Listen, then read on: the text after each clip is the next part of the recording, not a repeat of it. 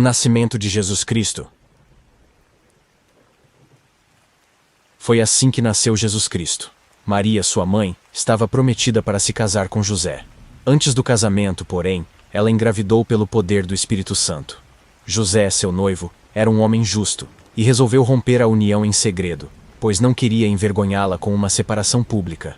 Enquanto ele pensava nisso, um anjo do Senhor lhe apareceu em sonho e disse: José, filho de Davi, não tenha medo de receber Maria como esposa, pois a criança dentro dela foi concebida pelo Espírito Santo. Ela terá um filho, e você lhe dará o nome de Jesus, pois ele salvará seu povo dos seus pecados. Tudo isso aconteceu para cumprir o que o Senhor tinha dito por meio do profeta. Vejam, a virgem ficará grávida. Ela dará à luz um filho e o chamarão Emanuel, que significa Deus conosco. Quando José acordou, fez o que o anjo do Senhor lhe havia ordenado e recebeu Maria como esposa. No entanto, não teve relações com ela até o menino nascer, e ele lhe deu o nome de Jesus. Mateus, capítulo 2. Jesus nasceu em Belém, na Judeia, durante o reinado de Herodes. Por esse tempo, alguns sábios das terras do Oriente chegaram a Jerusalém e perguntaram: Onde está o recém-nascido rei dos judeus? Vimos sua estrela no Oriente e viemos adorá-lo. Ao ouvir isso, o rei Herodes ficou perturbado, e com ele todo o povo de Jerusalém. Reuniu os principais sacerdotes e os mestres da lei, e lhes perguntou: Onde nascerá o Cristo? Eles responderam: Em Belém da Judeia, pois assim escreveu o profeta. E você, Belém, na terra de Judá, não é a menor entre as principais cidades de Judá, pois de você virá um governante que será o pastor do meu povo, Israel. Então Herodes convocou os sábios em segredo, e soube por eles o momento em que a estrela tinha aparecido. Vão a Belém e procurem o menino com atenção, disse ele. Quando o encontrarem, voltem e digam-me, para que eu vá e também o adore. Após a conversa com o rei, os sábios seguiram seu caminho, guiados pela estrela que tinham visto no Oriente. Ela ia adiante deles, até que parou acima do lugar onde o menino estava. Quando viram a estrela, ficaram muito alegres. Ao entrar na casa, viram o menino com Maria, sua mãe, e se prostraram e o adoraram. Então, abriram seus tesouros e o presentearam com ouro, incenso e mirra. Quando chegou a hora de partir, retornaram para sua terra por outro caminho, pois haviam sido avisados em sonho para não voltar a Herodes. Depois que os sábios partiram, um anjo do Senhor apareceu a José em sonho. Levante-se, disse o anjo. Fuja para o Egito com o menino e sua mãe. Fique lá até eu lhe dizer que volte, pois Herodes vai procurar o menino a fim de matá-lo. Naquela mesma noite, José se levantou e partiu com o menino e Maria, sua mãe, para o Egito, onde ficaram até a morte de Herodes.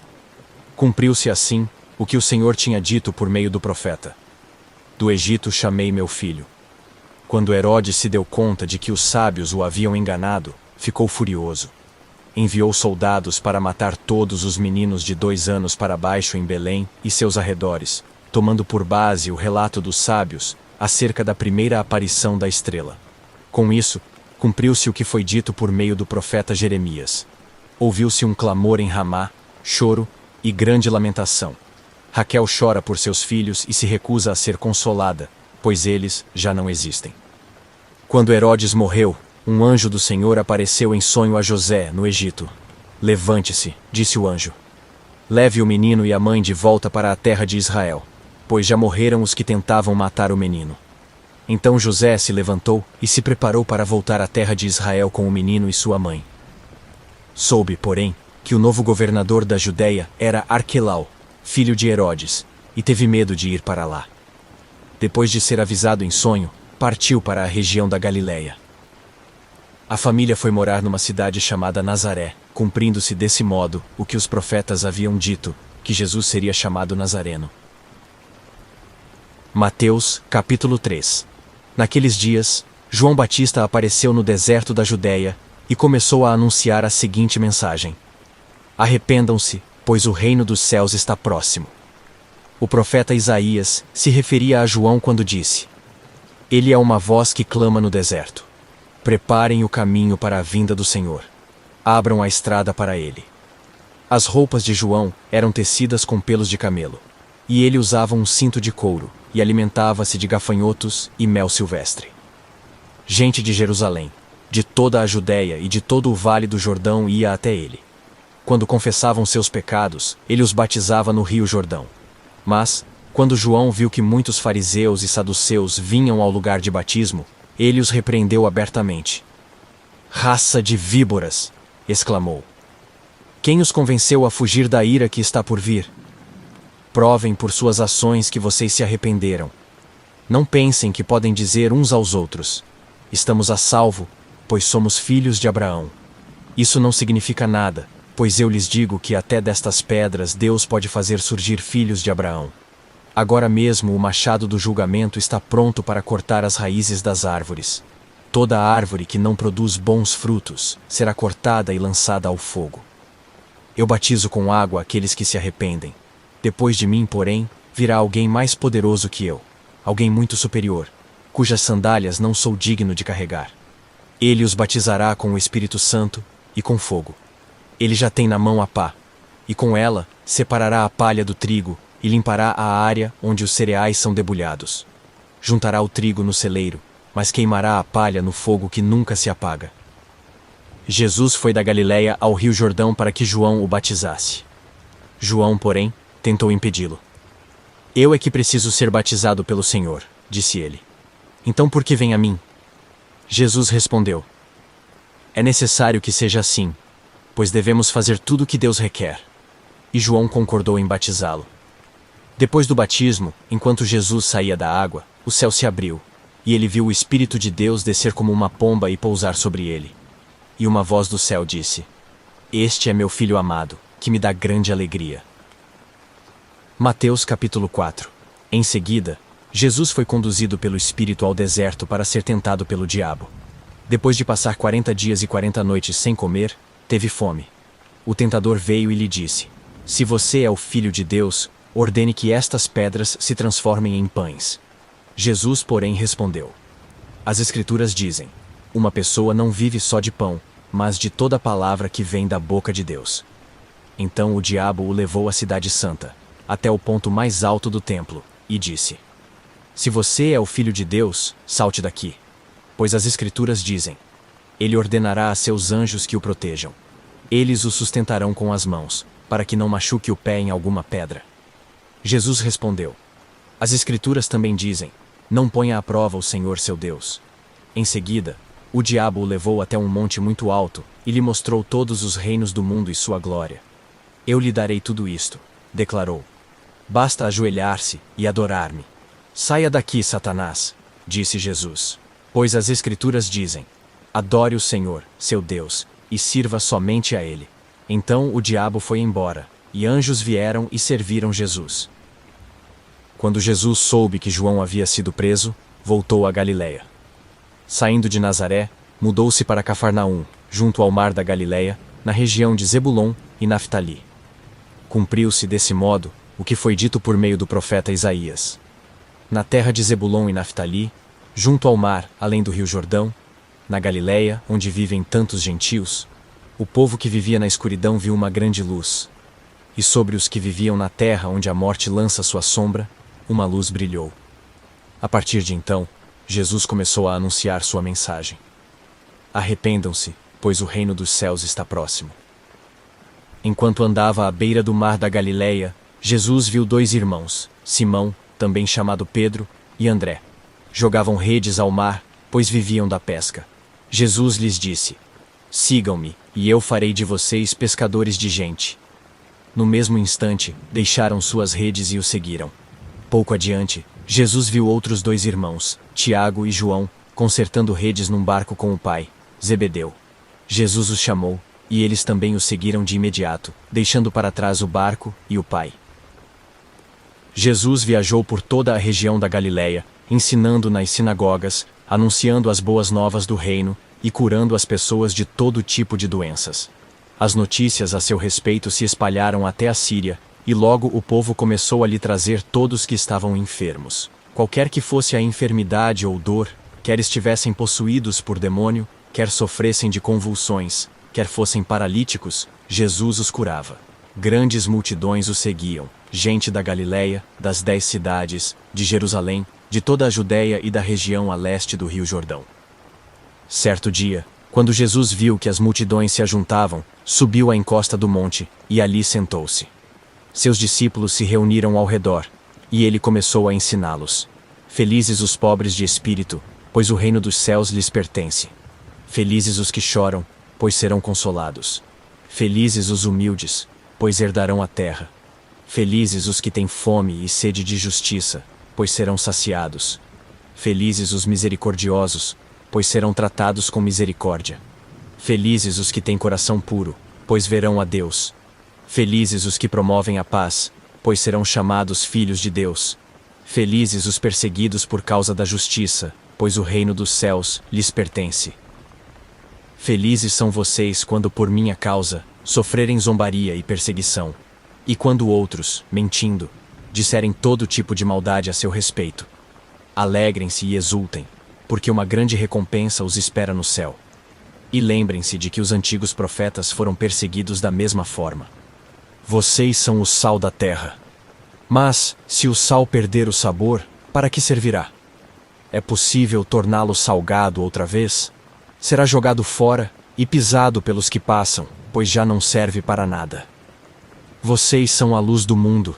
É impossível esconder uma cidade construída no alto de um monte. Não faz sentido acender uma lâmpada e depois colocá-la sob um cesto. Pelo contrário, ela é colocada num pedestal, de onde ilumina todos que estão na casa. Da mesma forma, suas boas obras devem brilhar, para que todos as vejam e louvem seu Pai que está no céu. Não pensem que eu vim abolir a lei de Moisés ou os escritos dos profetas. Vim cumpri-los. Eu lhes digo a verdade. Enquanto o céu e a terra existirem, nem a menor letra ou o menor traço da lei desaparecerá, até que todas as coisas se cumpram. Portanto, quem desobedecer até ao menor mandamento e ensinar outros a fazer o mesmo, será considerado o menor no reino dos céus. Mas aquele que obedecer à lei de Deus e ensiná-la, será considerado grande no reino dos céus. Eu os advirto, a menos que sua justiça supere muito a justiça dos mestres da lei e dos fariseus, vocês jamais entrarão no reino dos céus. Vocês ouviram o que foi dito a seus antepassados: não mate. Se cometer homicídio, estará sujeito a julgamento. Eu, porém, lhes digo que basta irar-se contra alguém para estar sujeito a julgamento. Quem xingar alguém de estúpido, corre o risco de ser levado ao tribunal. Quem chamar alguém de louco, corre o risco de ir para o inferno de fogo. Portanto, se você estiver apresentando uma oferta no altar do templo, e se lembrar de que alguém tem algo contra você, deixe sua oferta ali no altar. Vá, reconcilie-se com a pessoa, e então volte e apresente sua oferta. Quando você e seu adversário estiverem a caminho do tribunal, acertem logo suas diferenças. Do contrário, pode ser que o acusador o entregue ao juiz, e o juiz a um oficial, e você seja lançado na prisão. Eu lhe digo a verdade. Você não será solto enquanto não tiver pago até o último centavo. Vocês ouviram o que foi dito: não cometa adultério. Eu, porém, lhes digo que quem olhar para uma mulher com cobiça, já cometeu adultério com ela em seu coração. Se o olho direito o leva a pecar, arranque-o e jogue-o fora. É melhor perder uma parte do corpo que ser todo ele lançado no inferno. E se a mão direita o leva a pecar, corte-a e jogue-a fora. É melhor perder uma parte do corpo que ser todo ele lançado no inferno. Também foi dito: quem se divorciar da esposa deverá conceder-lhe um certificado de divórcio. Eu, porém, lhes digo que quem se divorcia da esposa, exceto por imoralidade, a faz cometer adultério. E quem se casa com uma mulher divorciada, também comete adultério. Vocês também ouviram o que foi dito a seus antepassados: não quebre seus juramentos, cumpra os juramentos que fizer ao Senhor. Eu, porém, lhes digo que não façam juramento algum. Não digam: juro pelo céu, pois o céu é o trono de Deus. Também não digam: juro pela terra, pois a terra é onde ele descansa os pés. E não digam: juro por Jerusalém, pois Jerusalém é a cidade do grande rei. Nem sequer digam: juro pela minha cabeça, pois vocês não podem tornar branco ou preto um fio de cabelo sequer. Quando disserem sim, seja de fato sim. Quando disserem não, seja de fato não. Qualquer coisa além disso vem do maligno. Vocês ouviram o que foi dito: olho por olho, dente por dente. Eu, porém, lhes digo que não se oponham ao perverso. Se alguém lhe der um tapa na face direita, ofereça também a outra. Se você for processado no tribunal e lhe tomarem a roupa do corpo, deixe que levem também a capa. Se alguém o forçar a caminhar 1 milha com ele, caminhe 2. Dê a quem pedir, e não volte as costas a quem quiser tomar emprestado de você. Mateus. Capítulo 6. Tenham cuidado. Não pratiquem suas boas ações em público, para serem admirados por outros, pois não receberão a recompensa de seu Pai, que está no céu. Quando ajudarem alguém necessitado, não façam como os hipócritas que tocam trombetas nas sinagogas e nas ruas, para serem elogiados pelos outros. Eu lhes digo a verdade: eles não receberão outra recompensa além dessa. Mas, quando ajudarem alguém necessitado, não deixem que a mão esquerda saiba o que a direita está fazendo. Deem sua ajuda em segredo, e seu Pai, que observa em segredo, os recompensará. Quando vocês orarem, não sejam como os hipócritas, que gostam de orar em público nas sinagogas e nas esquinas, onde todos possam vê-los. Eu lhes digo a verdade: eles não receberão outra recompensa além dessa. Mas quando orarem, cada um vá para seu quarto, feche a porta e ore a seu Pai, em segredo. Então seu Pai, que observa em segredo, os recompensará. Ao orar, não repitam frases vazias sem parar, como fazem os gentios. Eles acham que, se repetirem as palavras várias vezes, suas orações serão respondidas. Não sejam como eles, pois seu Pai sabe exatamente do que vocês precisam antes mesmo de pedirem. Portanto, orem da seguinte forma: Pai nosso que estás no céu, santificado seja o teu nome. Venha o teu reino. Seja feita a tua vontade, assim na terra como no céu. Dá-nos hoje o pão para este dia, e perdoa nossas dívidas, assim como perdoamos os nossos devedores. E não nos deixes cair em tentação, mas livra-nos do mal. Pois teu é o reino, o poder e a glória para sempre. Amém. Seu Pai Celestial os perdoará se perdoarem aqueles que pecam contra vocês. Mas, se vocês se recusarem a perdoar os outros, seu Pai não perdoará seus pecados.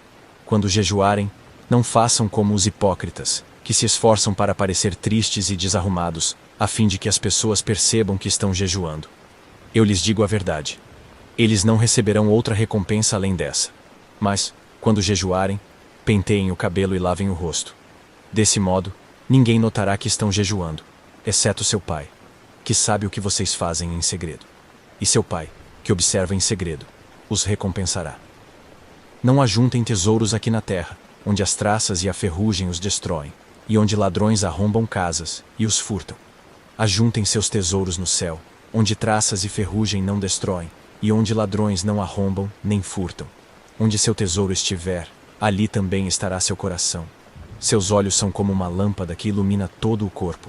Quando os olhos são bons, todo o corpo se enche de luz. Mas quando os olhos são maus, o corpo se enche de escuridão. E se a luz que há em vocês é na verdade escuridão, como é profunda essa escuridão? Ninguém pode servir a 2 senhores, pois odiará um e amará o outro.